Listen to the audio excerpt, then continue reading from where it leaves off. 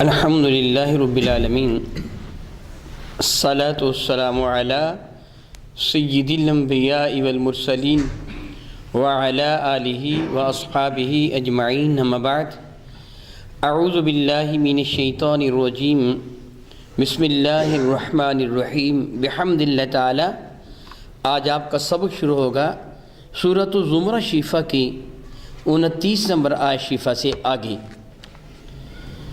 ملاحظہ کیجئے، اعوذ باللہ من الشیطان الرجیم بسم اللہ الرحمن الرحیم انک میت وانہم میتون۔ انک میت، بے شک آپ نے بھی دنیا سے انتقال فرمانا ہے، وانہم میتون، اور انہوں نے بھی دنیا سے جانا ہے۔ یہ بات ایک یقینی ہے۔ میرے اور آپ کے آقا تاجر بوجم شفیع معظم رحمت اللہ کی عزت کو، حضور کی عظمت کو، حضور کی رفعت شان کو، میرے کریم آقا تاجر بوجم شفیع معظم رحمت اللہ کے ہر چار دانگ شہرہ کو دیکھ کر کفار اپنی سی باتیں بناتے تھے۔ وہ یہ کہتے تھے یہ ساری کی ساری عزتیں، یہ عظمتیں، یہ ساری کی ساری شان و شوکت معاذ اللہ تعالیٰ سماذ اللہ تعالیٰ ایک عارضی ہیں، غیر مستقل ہیں، اور یہ شہرہ، یہ ساری کی ساری ان کی عزت صرف اس وقت تک ہے جب تک یہ زندہ ہیں۔ معاذ اللہ تعالیٰ ان کے دنیا سے آنکھیں بند کرتے ہی ان کی شہرت کا، ان کی عزت کا، ان کے لائے ہوئے دین کا ساتھ ہی سورج غروب ہو جائے گا، اور پھر وہی دین ہوگا جو ہمارا پرانا دین، یعنی وہ جو بت پرستی کا دین، آتش پرستی کا دین، رب کائنات جل مجدہ کی نافرمانی کا دین، کہتے صرف وہ دین باقی رہ جائے گا۔ یہ عارضی ہے، یہ ایک آگ کے شعلے کی طرح ہے جو ابھرتا ہے اور ابھرنے کے بعد پھر بجھ جاتا ہے، پھر اس کو کوئی بھی یاد نہیں رکھتا۔ معاذ اللہ تعالیٰ انتظار کرتے تھے یہ کب مریں گے، اور جب یہ فوت ہو جائیں گے ان کا دینی ساتھی دفن ہو جائے گا۔ رب کائنات ان کو جواب دیا، حقیقت یہی ہے، انک میت، آپ بھی وفات پانے والے ہیں۔ بعض علماء اکرام فرماتے ہیں میت یہاں پر شد ہو تو مانا ایسا بدن ہوتا ہے جس پر ابھی موت وارد ہوئی نہیں لیکن ہو جائے گی۔ یہ بات بھی ناقابل تردید حقیقت ہے۔ کچھ لوگ اور جن کو اللہ تعالیٰ جل نے عقل کی وہ دولت عطا نہیں فرمائی جس کو عقل سلیم کہا جاتا ہے، وہ اس آیت بارکہ کو دلیل بنا کے کہتے کہ حضور کو بھی موت ہے اور ان کو میت کہا جا سکتا ہے۔ اللہ تعالیٰ جل وعلا عقل کی اگر دولت عطا فرما دے سمجھنا مشکل نہیں ہے۔ رب کائنات قرآن کریم میں فرماتا ہے کل نفس ذائقۃ الموت، ہر نفس نے موت کو پانا ہے، ہر نفس نے موت کو پانا ہے۔ رب کائنات جل وعلا نے جس کو پیدا کیا، جو بھی تخلیق ہے، اس کو موت آنی ہے، بلا شک و شبہ آنی ہے۔ سوال پیدا ہوتا ہے کیا شہیدوں کو مردہ کہا جا سکتا ہے؟ کہ ان کو موت نہیں آئی؟ جو میدان جنگ میں کافروں سے لڑائی کرتے ہوئے مرتبہ شہادت پہ جو فائز ہو گئے، رب کریم کیا ارشاد فرماتا ہے وَلَا تَقُولُوا لِمَنْ يُقْتَلُ فِي سَبِيلِ اللَّهِ أَمْوَاتٌ، تو کیا موت ان پہ وارد ہوئی کہ نہیں ہوئی؟ ہوئی نا، مگر اب کیا فرماتے ہیں ان کو مردہ نہ کہو، حالانکہ ظاہراً اگر موت ان پہ وارد نہ ہوئی ہوتی تو ان کو قبر میں دفن کیوں کیا جاتا، ان کو کفن کیوں پہنایا جاتا؟ شہید کے مر جانے کے بعد عدت گزارنے پر اس کی بیوی کو دوسری شادی کی اجازت کیوں دی جاتی اگر اس پہ موت وارد نہیں ہوئی ہے؟ موت وارد ہوئی ہے، بھائی ہمارا رب کائنات فرماتا خبردار ان کو مردہ نہ کہو۔ اور دوسری بارکہ میں اللہ تعالیٰ کیا فرماتا ہے وَلَا تَحْسَبَنَّ الَّذِينَ قُتِلُوا فِي سَبِيلِ اللَّهِ أَمْوَاتًا، جو اللہ کی راہ میں ذبح ہو جاتے ہیں، قتل کر دیے جاتے ہیں، تقول، تو نہ کہہ، وَلَا تَحْسَبَنَّ، کہنا تو درکنار اپنے ذہن میں سوچنا بھی نہ، گمان بھی نہ کرنا ان لوگوں کے لیے۔ کہا تو زبان سے جاتا ہے نا، سوچتا انسان دل میں ہے۔ بطور مثال وہ یہ کہہ دے کہ ٹھیک ہے رب نے فرمایا مردہ نہ کہو، میں مردہ نہیں کہتا مگر ہیں تو مردہ۔ جس طرح عموماً مثال دی جاتی ہے کہ کسی ایک آنکھ والی کو اگر کوئی بچہ کہے کہ میرا استاد کانا ہے یا میرا استاد لنگڑا ہے، آپ اسے سمجھا دیں بیٹے استاد کی شان میں یوں جملے نہیں کہے جاتے، آپ یہ کہہ دو میرے استاد کی ایک آنکھ نہیں ہے، یا میرے ایک استاد کی ایک ٹانگ میں ذرا عذر ہے، کمزوری ہے، اس کو لنگڑا کہہ کے نہ بولا، اس کو کانا کہہ کے نہ بولا، تو بچہ سوچتا ہے ٹھیک ہے میں اس کو کانا کہتا تو نہیں ہوں، لنگڑا کہتا تو نہیں ہوں، مگر حقیقت میں وہ کانا ہے تو صحیح نا، لنگڑا ہے تو صحیح نا، یہ ذہن میں سوچتا ہے، یہ ذہن کی سوچ ہے۔ رب فرماتا خبردار شہید کے لیے ذہن میں سوچنا بھی نہیں ہے کہ وہ مردہ ہوا ہے۔ وَلَا تَحْسَبَنَّ الَّذِينَ قُتِلُوا فِي سَبِيلِ اللَّهِ أَمْوَاتًا بَلْ أَحْيَاءٌ، میرا رب گواہی دیتا کہ میں اللہ کہہ رہا ہوں وہ زندہ ہیں۔ اللہ کہے زندہ ہے تو مردہ کس طرح کہہ سکتا ہے؟ پھر تو اللہ کی نافرمانی کرتا ہے، جو رب کے حکم کے خلاف بات کہتا ہے۔ یا فرمایا وَلَا تَقُولُوا لِمَن يُقْتَلُ فِي سَبِيلِ اللَّهِ أَمْوَاتٌ بَلْ أَحْيَاءٌ وَلَٰكِن لَّا تَشْعُرُونَ، وہ زندہ ہیں مگر ان کی زندگی کا تمہیں شعور نہیں۔ دوسری بار میں فرمایا وَلَا تَحْسَبَنَّ الَّذِينَ قُتِلُوا فِي سَبِيلِ اللَّهِ أَمْوَاتًا بَلْ أَحْيَاءٌ وَعِندَ رَبِّهِمْ يُرْزَقُونَ، وہ زندہ ہیں اور ان کے رب کے حضور ان کو رزق بھی دیا جاتا ہے۔ تو اب ان کی زندگی میں شک کون کرے گا؟ ذرا غور کر، جس نبی کی غلامی کے صدقہ سے شہید کو زندگی میسر ہے، اس نبی کو کیسے مردہ کہے گا؟ اس نبی کو کیسے مردہ کہے گا؟ اگرچہ ظاہراً موت کے وہ اثرات مرتب ہوتے ہیں لیکن مردہ کہنا جائز نہیں۔ اس لیے دوسری بھی یہ چیز نبی کائن فرماتا ہے الذی خلق الموت والحیات، غور طلب بات ہے، الذی اللہ وہ ہے، خلق الموت جس نے تخلیق کیا موت کو، والحیات اور اس نے تخلیق کیا زندگی کو۔ موت بھی مخلوق ہے، زندگی بھی مخلوق ہے۔ موت کو بھی اللہ نے تخلیق کیا ہے، پیدا کیا ہے، زندگی کو بھی اللہ نے پیدا کیا ہے، یہ دونوں مخلوق ہیں۔ اور میرے نبی فرماتے بعثت الی الخلق کافہ، میں ساری مخلوق کا رسول ہوں۔ تو موت اور زندگی تو میرے نبی کے بنے امتی، اب امتی نبی پر مسلط ہو جائے، قبضہ میں لے لے نبی کو امتی، یہ تو نہیں ہے۔ ہاں موت حاضر ہوئی، موت کا ذائقہ چکھا، لیکن رب کائنات نے آپ کو حیات جاودانی عطا فرما دی، حیات جاودانی عطا فرما دی۔ بنا بری میرے کریم آقا کے لیے جس طرح شہید کو مردہ کہنا حرام ہے، اسی طرح میرے نبی کے لیے وہ یہ جملہ کہنا حلال نہیں ہوگا۔ یہاں جو احساس دلایا گیا ہے، اور دوسری یہ چیز کہ ایک چیز حقیقت ہے جس کا انکار کوئی نہ کرتا ہے نہ کیا جا سکتا ہے، وہ کیا؟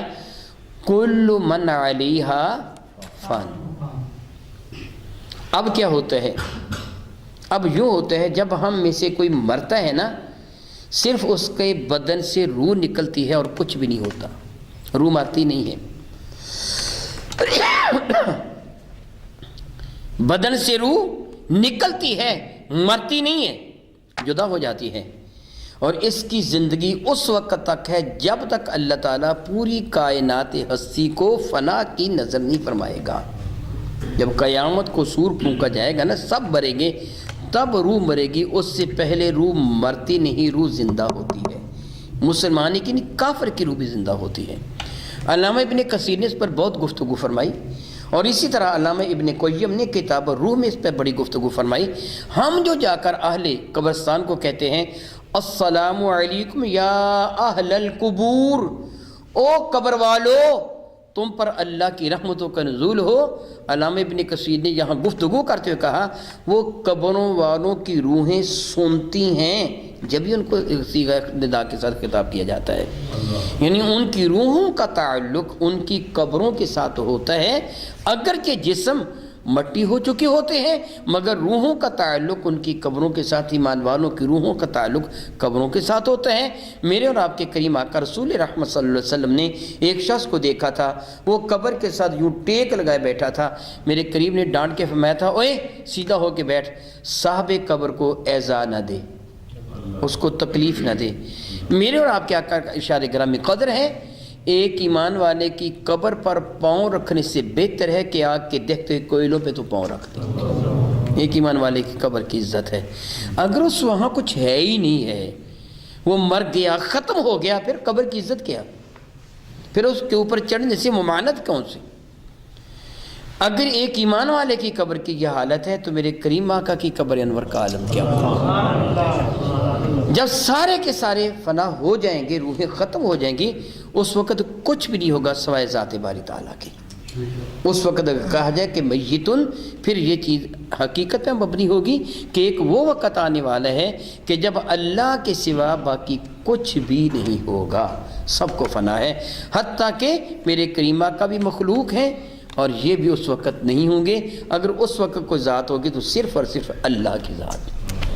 تو فرماتے ہیں کہ یہ انتظار کر رہے ہیں کہ آپ دنیا سے جائیں، آپ نے بھی جانا ہے، لیکن جانا انہوں نے بھی ہے نا، تو آپ کا جانا عزتوں کے ساتھ ہوگا اور آپ کی شان، آپ کا مرتبہ، سبحان اللہ، قرآن پاک میں دوسری جگہ فرماتا ہے وَلَلْآخِرَةُ خَيْرٌ لَكَ مِنَ الْأُولَى۔ ایک وہ سانس ہے جو میں لے چکا ہوں، ایک وہ سانس ہے جو آنے والا ہے۔ آنے والا مؤخر ہے اور جو گزر گیا وہ اولا ہے، وہ پہلا ہے، یہ بعد والا ہے۔ اللہ فرماتا وَلَلْآخِرَةُ خَيْرٌ لَكَ مِنَ الْأُولَى، آپ کا ہر لمحہ جو گزر گیا ہے آنے والا لمحہ اس سے اعلیٰ ہے۔ آپ ہمیشہ مائل میں عروج ہیں، بلندی کی طرف جا رہے ہیں۔ حضور کی عظمتوں میں کمی کا تصور ہی حرام ہے۔ لمحہ بلمحہ میرے نبی کو عزتیں اور عظمتیں میسر آتی چلی جا رہی ہیں۔ میں اس کا ایک سادہ سا سبب عرض کر دیتا ہوں، سمجھنا بہت آسان ہے۔ بحمد اللہ تعالیٰ ثم الحمد للہ تعالیٰ، آپ نے بہت مرتبہ سنا اذا مات الانسان انقطع عملہ، جب انسان مر جاتا ہے سلسلہ عمل منقطع ہو جاتا ہے، ختم ہو جاتے ہیں، الا ثلاثہ، میرے نبی فرماتے ہیں مگر 3 قسم کے عمل ایسے ہوتے ہیں کہ بندے کے مر جانے کے بعد بھی وہ تسلسل کے ساتھ ان کا ثواب اس کو قبر میں بھی ملتا چلا جاتا ہے۔ پہلی چیز صدقۃ جاریۃ، وہ صدقہ جاریہ، وہ نیک کام جو کر کے چلا گیا، مسجد بنا دی، مدرسہ بنا دیا، کوئی سرائے بنوا دی، کوئی کنواں لگوا دیا، کوئی نلکا لگوا دیا، کوئی ایسا کام کر دیا کہ جس سے عبادت میں ممدد و معاون وہ بنتا ہے، یا پھر انسانیت کی تعظیم و توقیر ہوتی ہے، فائدہ پہنچتا ہے انسانوں کو، ویلفیئر کا کوئی کام، یعنی حقوق اللہ یا حقوق العباد کے سلسلہ میں کوئی وہ خرچہ کر کے چلا گیا، جب تک وہ چیز موجود ہے تسلسل کے ساتھ اس کے نام اعمال میں اضافہ ہوتا چلا جاتا ہے۔ جس طرح میرے کریم آقا نے حضرت سعد کو فرمایا تھا کہ کنواں لگوا دو، اپنی ماں کی طرف سے اس کا نام رکھا گیا تھا ہذہ بئر لأم سعد، یہ سعد کی ماں کے نام کا کنواں ہے، ان کے نام کا کنواں لگوا دیا تھا، میرے کریم آقا نے حکم دیا تھا۔ اور دوسری چیز کیا ہے، وہ علم جس سے نفع حاصل کیا گیا۔ میں آپ کو پڑھا رہا ہوں، اگر یہ سب کچھ میں نے اپنے استاد سے پڑھا تو جو میں نے آپ کو پڑھایا ہے اس کا ثواب جو مجھے ہوگا یہ میرے استاد صاحب کو پہنچ جائے گا۔ آپ آگے پڑھائیں گے، آپ کے سب کا ثواب مجموعہ اکٹھا ہو کے مجھے آ جائے گا، میرے سمیت میرے استاد محترم کے سارے شاگردوں کا ثواب اکٹھا ہو کے ان کو چلا جائے گا، اور وہ سارے کے سارے جو ان کے شاگرد تھے ان کو اوپر چلا جائے گا۔ یہ سلسلہ چلتا جائے گا، پھر جہاں کہاں جا کے رکے گا، میرے نبی تک۔ میں نے 10 سال، آپ ماشاءاللہ آپ سامنے بیٹھے 40 50 100 بندہ بیٹھا اگر پڑھنے والا ہے، تو اگر آپ کوئی نیکی کا عمل کریں گے تو مجھے آپ 100 کے برابر ثواب ملے گا۔ آپ نے 10 کو پڑھا دیا تو 1000 کے برابر میرا ثواب ہو گیا۔ اللہ حضر کیا، یہ سب کا ثواب بڑھتا بڑھتا بڑھتا بڑھتا بڑھتا بڑھتا میرے کریم تک پہنچتا ہے۔ پھر دیکھیں لمحہ بلمحہ درجات بڑھ رہے ہیں کہ نہیں بڑھ رہے ہیں، لمحہ بلمحہ درجات رب فرماتا وَلَلْآخِرَةُ، میرے نبی تو دنیا سے جائیں گے مگر اس حال میں جائیں گے کہ لمحہ بلمحہ درجات بلند سے بلند تر ہوتے چلے جائے گے۔ وہ ایک کافرو، تم جاؤ گے تمہارا حشر کیا ہوگا؟ جہنم کی آگ، ٹھیک ہے جانا آپ نے بھی ہے، جانا انہوں نے بھی ہے، اِنَّكَ مَيِّتٌ وَإِنَّهُمْ مَيِّتُونَ، آپ نے بھی جہان فانی سے عالم باقی کی طرف جانا ہے، اور مرنا انہوں نے بھی ہے، اور پھر انجام دونوں کا کیا ہوگا؟ آپ کا درجہ بلند سے بلند تر اور یہ ذلیل سے ذلیل تر۔ ثُمَّ إِنَّكُمْ يَوْمَ الْقِيَامَةِ عِنْدَ رَبِّكُمْ تَخْتَصِمُونَ، ثُمَّ إِنَّكُمْ، پھر وہ کافرو جو تم ہوں گے نا یوم القیامت قیامت کے دن عند ربکم تختصمون، اپنے رب کے حضور جا کے جھگڑا کرو گے۔ ربنا ارنا الذین اضلانا من الجن والانس نجعلہما تحت اقدامنا، ایک کافر کھڑا ہو کے کہے گا ربنا ارنا الذین اضلانا، قرآن کریم ہے، ربنا ہمارے پالنے والے، ارنا الذین دکھاؤ ہمیں وہ جن اور انسان جنہوں نے ہمیں گمراہ کیا تھا، ہم کیا کریں؟ نجعلہما تحت اقدامنا، ہم اپنے پاؤں تلے ان بدبختوں کو رون دیں۔ وہ مولوی گمراہ کرنے والے، وہ ہندو، سکھ، عیسائی، یہودی، خشتری، جو بھی گمراہ کرنے والے ان کے لیڈر، وہ کہیں گے مولا ان لیڈروں کو ہمارے حوالے کر، ہم ان کو پاؤں تلے کچلیں، نجعلہما تحت اقدامنا لیکونا من الاسفلین، تاکہ وہ خوب ان کو ہم ذلیل کر کے رکھ دیں۔ کہاں ہیں وہ ہمیں گمراہ کرنے والے جنہوں نے بڑی دلیلیں دے دے کر ہمیں گمراہ کیا تھا؟ کدھر ہے وہ؟ اور وہ کہیں گے تم نہ گمراہ ہوتے ہم نے تم کو کون سا گمراہ کیا تھا، نہ ہوتے۔ شیطان بھی کیا کہہ دے گا؟ بھی آپ میں سے کسی نے شیطان کو دیکھا؟ جی کبھی کوئی نماز پڑھنے کے لیے آ رہا ہو، راستے میں شیطان کھڑا ہو، وہ ڈنڈا لے کے کھڑا ہے، میں نہیں تجھے نماز پڑھنے کے لیے جانے دوں گا، بتا تیرے پاس عذر کیا ہوگا؟ حی علی الصلاۃ کی آواز تو سنتا ہے؟ شیطان کیا کہے گا؟ مولوی تو کہتا تھا آؤ آ کے نماز پڑھو، کبھی میں نے بھی کہا تھا نہ پڑھو؟ مولوی تو تمہیں کہا کرتا تھا، ہاتھ سے پکڑ کے کہتا تھا آؤ نماز کے لیے، یار آؤ نماز پڑھنے کے لیے جائے، تو نہیں جاتا تھا؟ کبھی میں نے بھی تجھے ہاتھ سے پکڑ کے کہا تھا میں تجھے نماز نہیں پڑھنے دوں گا؟ مجھ پر الزام کیا دیتے ہے تو؟ یہ کہے گا شیطان کو تو نے مجھے ورگلایا، وہ کہے گا تیرے پاس ثبوت کیا ہے میں نے ورگلایا؟ میں تجھے ثبوت دیتا ہوں کہ مولوی تجھے کہا کرتا تھا اور نماز پڑھو اور روزہ رکھو، وہ ایک دن میں 5 مرتبہ اعلان کیا کرتا تھا نماز پڑھ آ نماز پڑھ، تو نہیں جاتا تھا۔ کبھی تو نے میرا اعلان بھی سنا تھا کہ میں نے کہا ہو نماز نہ پڑھو نماز نہ پڑھو؟ کوئی کسی سپیکر میں یا کسی گھر میں یا کسی کان میں آ کے کہا ہو؟ نہ میری بات مانتا، جرم خود کرتے ہیں۔ خوب کسی نے کہا کو کہتا جب ہنسی مجھ پہ آتی حضرت انسان پر، فعل بد تو خود کرے لعنت کرے شیطان پر، کہے گا تو اپنا ذمہ دار خود ہے، میں نے کب تجھ کو روکا تھا؟ کیا تیرے پاس دلیل ہے میں نے تجھے روکا تھا؟ وہ کہے گا تو نے روکا تھا، لڑائی ہوگی ان کی۔ رب کائنات فرماتا ثم انکم یوم القیامت عند ربکم تختصمون، پھر قیامت کے دن تم ایک دوسرے سے لڑائی کرو گے، جھگڑا کرو گے، وہ کہے گا یہ جھوٹا ہے، وہ کہے گا یہ جھوٹا ہے، وہ کہے گا مولا اس نے مجھ کو گمراہ کیا، اس کو دونا عذاب دے، اس کو دونوں عذاب دے، وہ کہے گا تو بھی اس لائق ہے تجھے دونا عذاب ملنا چاہیے، نہ میری بات مانتا، میں نے کون سا تیری منت کی تھی میری بات مان، تو خود گمراہ ہوا تھا، میں نے گمراہ نہ کیا تھا۔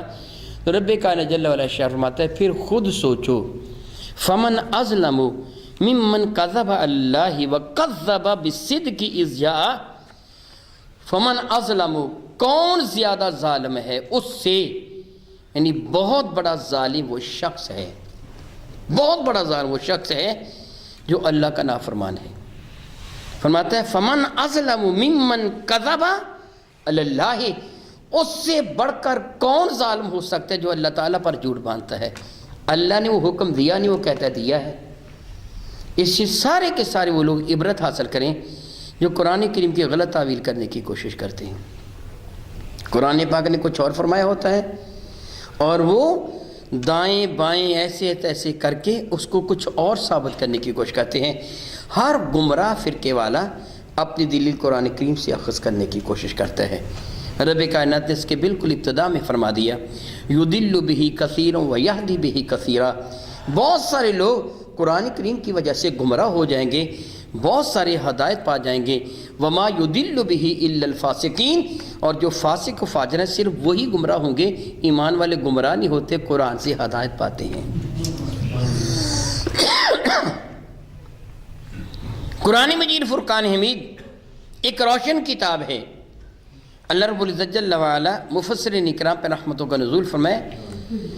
مفتی احمد یار خان نعیمی بڑا ایک خوبصورت جملہ ارشاد فرماتے ہیں، قرآن مجید فرقان حمید اللہ تعالیٰ کی رحمت کی بارش، قرآن کریم اللہ تعالیٰ کی رحمت کی بارش، میرے کریم آقا تاجدار ارب و عجم شفیع معظم رحمت عالم صلی اللہ علیہ وسلم اس بارش کے لیے بادل کی طرح ایک وسیلہ، بارش اللہ برساتا ہے لیکن بادل کے وسیلہ سے برساتا ہے۔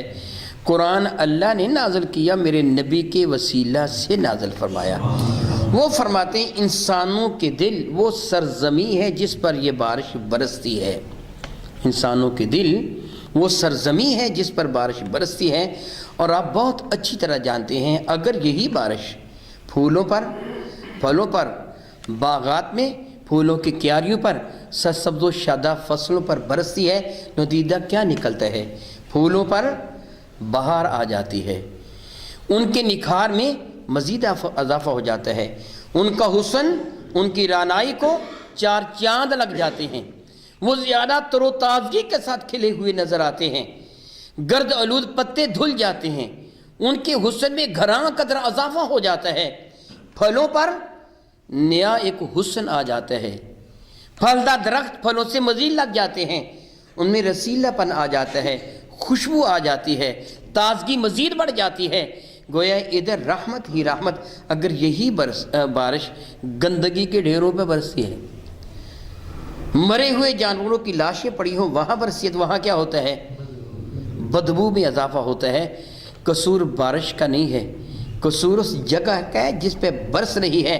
فرماتے ہیں ایمان والے کے دل پر جب بوسیلہ مصطفیٰ قرآن کریم کی بارش برستی ہے تو دل میں نعت مصطفیٰ کے پھول کھلتے ہیں، خوشبوؤں سے ماحول مہک اٹھتا ہے، اور یہی بارش جب کسی بے دین کے گندے دل پر برستی ہے تو پھر گستاخی نبوی کے بدبودار ببو کے اس سے نکلتے ہیں، پھر وہ گستاخی ہی گستاخی پھیلاتا ہے۔ قصور قرآن کا نہیں، قصور اس دل کا ہے جس پر قرآن کی بارش برس رہی ہے۔ تو رب کریم فرماتا ہے فمن اظلم ممن کذب علی اللہ، اس سے بڑھ کر کون ظالم ہو سکتے ہیں جو اللہ تعالیٰ پر جھوٹ باندھتا ہے، جھوٹا نبی بن جانا، جس طرح دجال قادیان، اس سے کہا مجھ پہ وحی نازل ہوئی، کب وحی نازل ہوئی؟ وہ اللہ تعالیٰ پر جھوٹ باندھا، بدترین ظالم، جتنے جھوٹے سارے کے سارے جو اللہ تعالیٰ کی طرف جھوٹ کی نسبت کرتے ہیں۔ یہاں ان بے وقوفوں کو بھی عقل حاصل کرنی چاہیے۔ میں اللہ تعالیٰ سے معافی مانگتا ہوں، یہ جملے کہہ رہا ہوں آپ کے احساس دلانے کے لیے۔ بعض اوقات آپ شادی بیاہ کی کسی محفل میں موجود ہوتے ہیں اور وہاں کچھ آتے ہیں جن کو آپ اپنی زبان میں بھانڈ کہتے ہیں، وہ مذاق اڑانے والے ہوتے ہیں۔ یہ کہتے ہیں مجھ کو رب نے کہا یہ کیسے ہے، میں نے کہا ایسے ہے، کرتے ہیں نا ایسے بکواس۔ اور کئی لوگ ہنس سے ہیں، پھر ان کو پیسے دیتے ہیں۔ ان کی بکواس کو سننا بھی حرام ہے، ان پر ہنس کر خوش ہونا بھی حرام ہے، بعض اوقات کفر کی حد تک حرام ہے۔ بعض کہتے ہیں جی رب نے قرآن کریم کے 31ویں پارے میں فرمایا، پھر مذاق آگے جوڑ دیتے ہیں۔ اللہ یعوذ باللہ تعالیٰ، مذاق کرنے کے لیے تجھے تیرے رب اور رسول ہی ملے ہیں، اپنی ماں یا باپ کو تو مذاق کرتا نہیں ہے، اللہ اور اس کے رسول کا نام مذاق کے لیے استعمال کرتا ہے۔ خبردار خبردار، اللہ اور اس کے رسول کی جانب جھوٹ کی نسبت کرنا بدترین جرم ہے۔ میرے نبی فرماتے ہیں جس نے میری جانب جھوٹ کی نسبت کی، جنت میں نہیں وہ اپنا ٹھکانہ جہنم میں تلاش کرے، جنت میں نہیں وہ داخل ہوگا، جہنم میں اپنا ٹھکانہ تلاش کرے۔ رب کائنات فرماتا ہے اس سے بڑھ کر کون ظالم ہے جو اللہ تعالیٰ پر جھوٹ باندھتا ہے، وَكَذَّبَ بِالصِّدْقِ اِذْ جَاءَهُ، اور انکار کرتا ہے اس چیز کا جو اس کے پاس اللہ کی جانب سے آئی، خواہ وہ قرآن کریم کی شکل میں ہے یا میرے نبی کی حدیث کی شکل میں۔ میرے کریم آقا نے جو فرمایا وہ اللہ تعالیٰ کا ارشاد ہے، خواہ وہی خفی ہے یعنی حدیث ہے یا وہی جلی ہے یعنی قرآن کریم ہے، انکار کرنے کی اجازت و گنجائش ہے ہی نہیں ہے۔ فرماتے ہیں وَكَذَّبَ بِالصِّدْقِ إِذْ جَاءَهُ، جب اس کے پاس سچ آ گیا اس سے اس کا انکار کیا، اس سے بڑھ کر کون ظالم ہے۔ فرماتے ہیں رب کائنات الیسا، کیا نہیں ہے، فی جہنم مثوی للکافرین، کافروں کا ٹھکانہ جہنم کافی نہیں ہے، یعنی کافی ہے۔ مراد یہ ہے کہ جو ان کا انکار کرنے والا ہے قرآن و حدیث کا، جو اللہ تعالیٰ جل وعلا اس کے رسول پر جھوٹ باندھنے والا ہے، جو معاذ اللہ تعالیٰ آیات الہیہ کو تبدیل کرنے والا ہے، اپنی جانب سے تعویل کر کے ان کو غلط پیش کرنے والا ہے۔ من قال فی القرآن برائیہ فقد کفر، جس نے اپنی مرضی سے قرآن کا ترجمہ کر لیا وہ کافر ہو جائے گا۔ کہ اللہ کی تو مرضی کچھ اور ہو، یہ اپنی طرف سے اور دھکیل کے لے جائے، یہ ادھر لے جائے ادھر لے جائے، جس طرح گمراہ فرقے کرتے ہیں وہ کافر ہو جائے گا۔